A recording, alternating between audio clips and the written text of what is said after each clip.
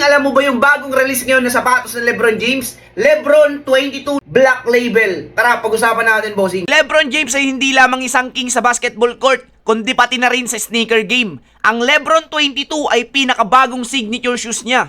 At nung February 14, release ang Ultra Exclusive Black Label Edition, isang premium take para sa NBA All-Star Weekend. Ang Black Label Edition LeBron 22 ay punong-puno ng premium details. Meron itong black folk rook, skin upper black detail sa tongue at iridescent swoosh. Sa ilalim may Corsion 2.0 foam at zoom turbo unit para sa exclusive performance sa court.